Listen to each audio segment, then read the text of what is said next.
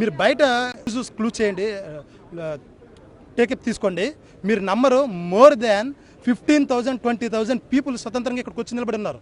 దానికి అది కారణం ఈయన ఒక సాధారణమైనటువంటి మనిషి కాదు. అది ప్రభుత్వం వారు గుర్తుంచుకోవాలి.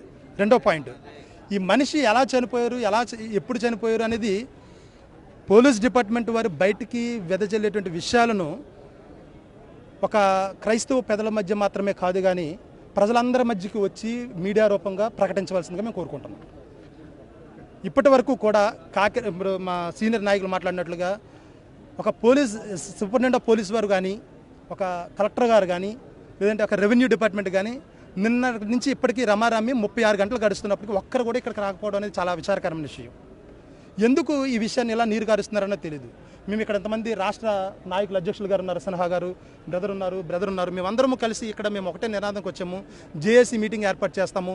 అది రిపోర్ట్ మేము పాజిటివ్గా వచ్చినా నెగిటివ్గా వచ్చినప్పటికీ ప్రెస్ మీడియా ద్వారాగా ఈరోజు మాత్రమే మాకు న్యాయం చేకూర్చేటట్లుగా, మాకు అంటే ఒక అడ్వకేట్స్కనో క్రైస్తవ సమాజానికనో కాదు, యావత్ భారతదేశానికి ఒక ఎంత కేర్ తీసుకుంటుంది ప్రభుత్వం అనే విషయాన్ని మీరు స్వతంత్రంగా మీరుగా నాయకులు, ప్రభుత్వ అధికారులు, ఎవరైతే సోషల్ మీడియా ఈ ఒక బిగ్ టీవీ వారు తప్ప మిగిలిన వాళ్ళు ఎందుకు రావట్లేదు? మా ప్రశ్న.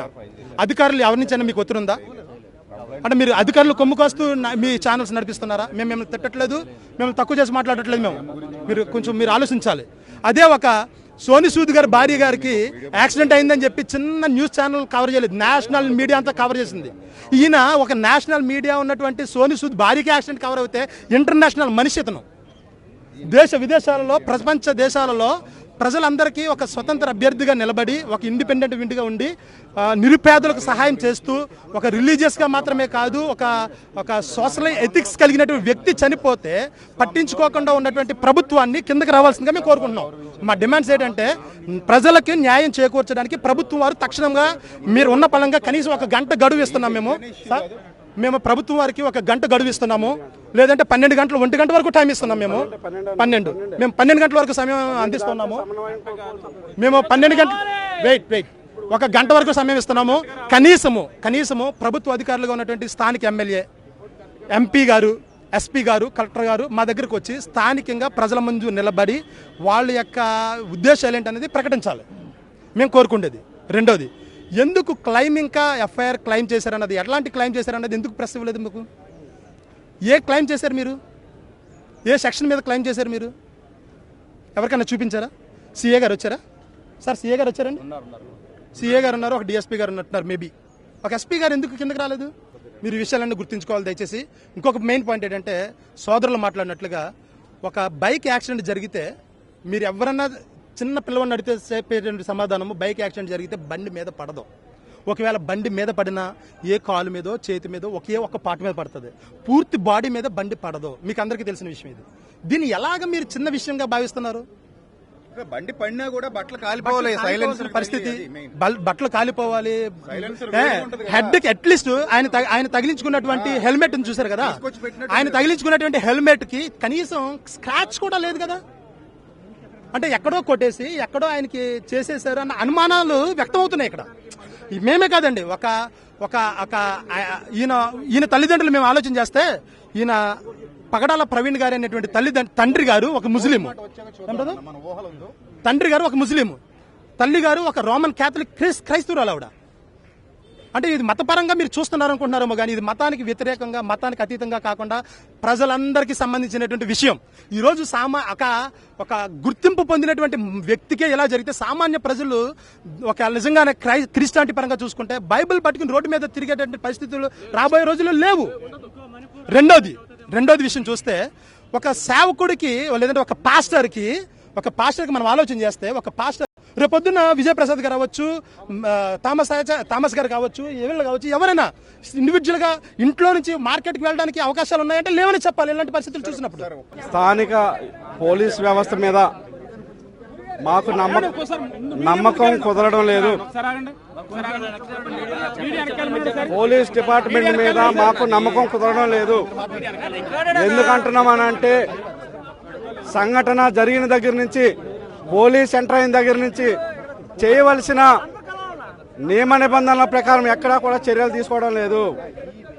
నిన్న జరిగి రాత్రి వరకు కూడా రాత్రి మేము అడిగే వరకు కూడా సీన్ ని సెక్యూర్ చేయలేదు.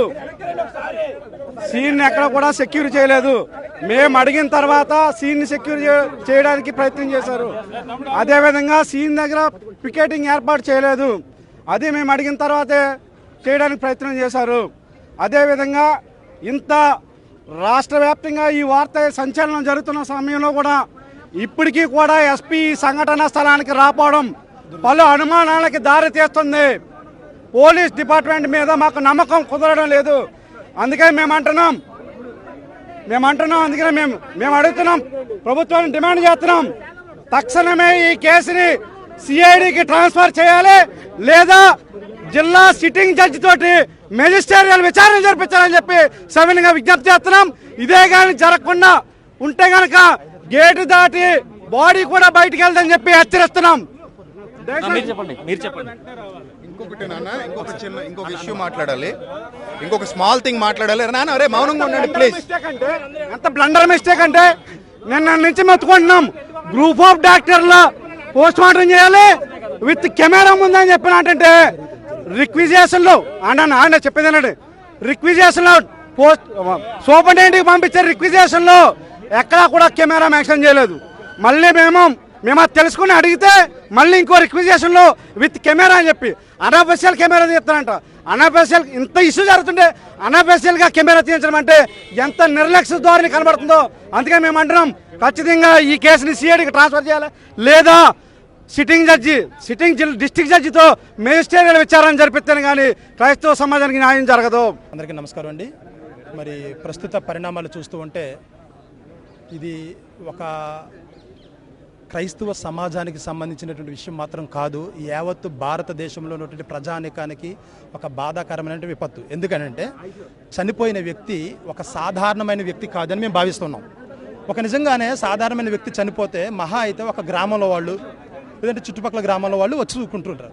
ఇది పోస్ట్ మార్టం రిపోర్ట్ జరగడానికి డెత్ అనే అనుమానాస్పద మృతి అని అనౌన్స్ చేయగానే యావత్తు తెలుగు రాష్ట్రాల నుండి ప్రజలు స్వతంత్రంగా ఇక్కడికి వచ్చి ఉన్నారు.